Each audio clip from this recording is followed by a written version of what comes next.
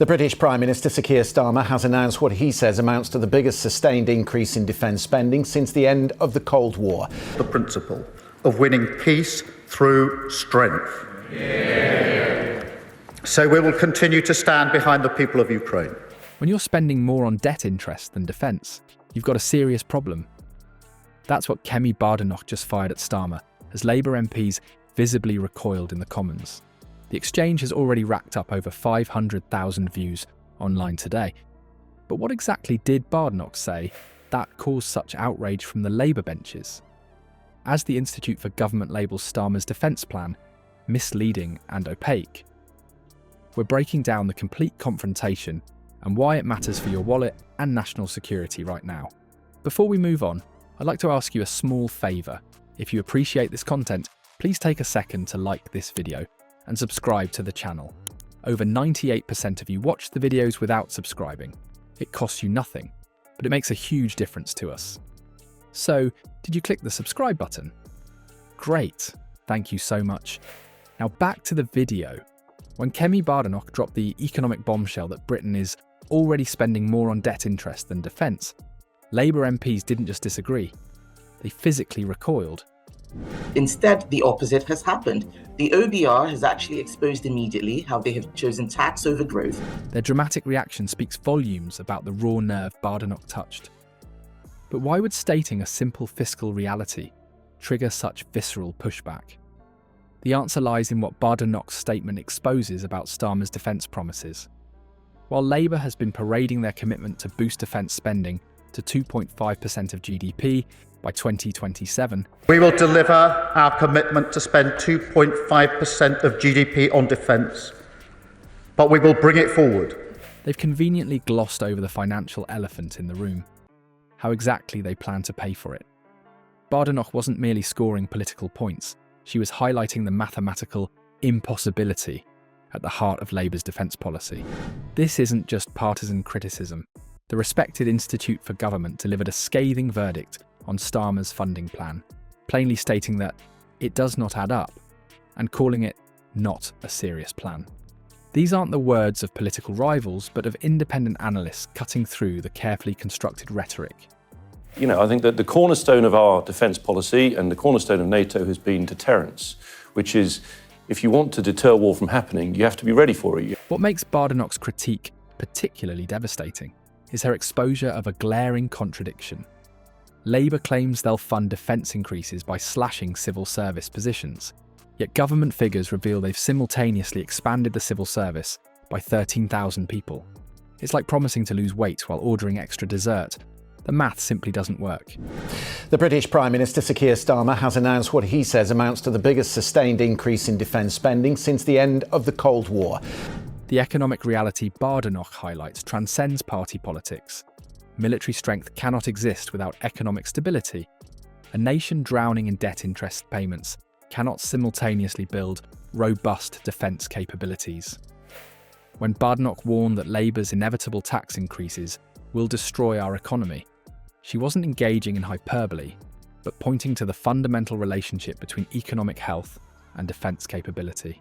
The most telling moment came when Labour MPs erupted in noisy protests, specifically as Badenoch exposed the funding contradiction. Their physical discomfort and vocal objections revealed more than any policy document could.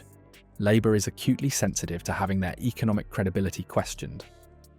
The theatrical outrage served as a smokescreen, attempting to distract from the fundamental problem. Their defence funding promises don't stand up to basic mathematical scrutiny. He is making things worse. Everyone is unhappy. Isn't it a good thing that the Chancellor is an expert at customer complaints? Have you ever wondered why someone would give away something valuable only to pay through the nose to use it again? This bizarre economic proposition isn't some hypothetical scenario.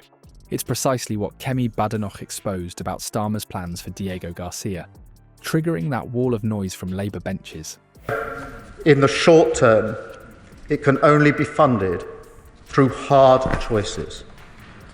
While they attempted to drown her out with theatrical outrage, they couldn't obscure the fundamental question. Why would British taxpayers surrender a military base they already own, then pay billions to lease it back? Diego Garcia isn't just some random island in the Indian Ocean. It's one of Britain's most strategically vital military assets, serving as a critical base for UK and US operations throughout the Middle East and beyond. The tiny atoll provides essential staging capabilities that underpin British military projection in regions critical to national security. Yet Starmer's government appears ready to surrender this crown jewel in what Badenoch scathingly described as a disastrous plan to surrender the Chagos Islands.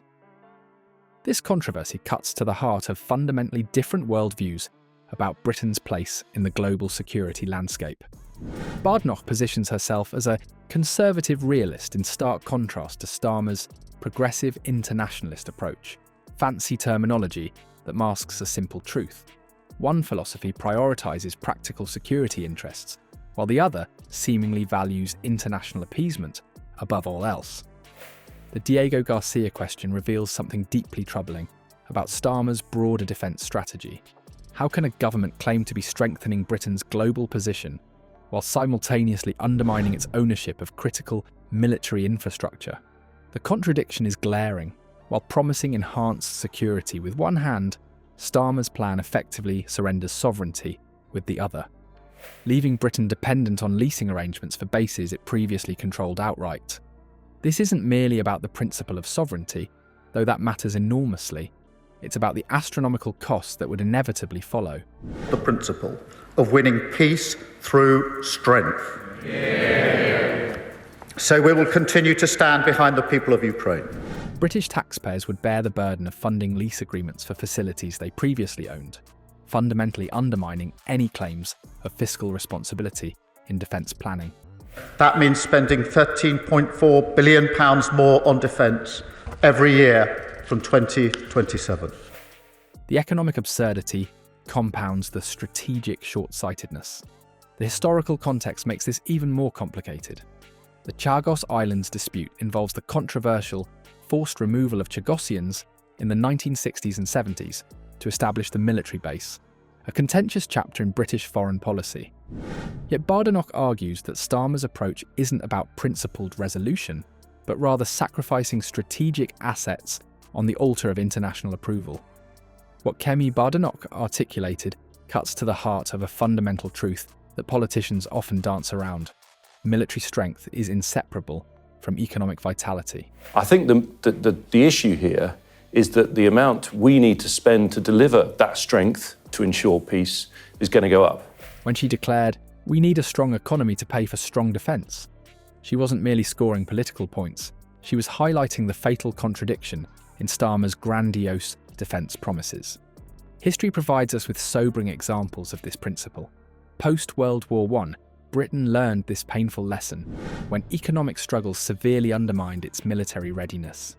These historical precedents should serve as a warning to today's policymakers who promise military expansion while simultaneously pursuing policies that weaken economic foundations. I can announce this government will begin the biggest sustained increase in defence spending since the end of the Cold War. Spending on defence will increase to 2.5% of GDP by 2027 and 3% by 2030. The uncomfortable truth Starmer's team refuses to acknowledge is that percentages and targets mean nothing without the economic engine to power them. A defence strategy built on financial quicksand isn't security. It's political theatre designed for headlines rather than national protection. And this is precisely where Badenoch's critique lands with such devastating precision.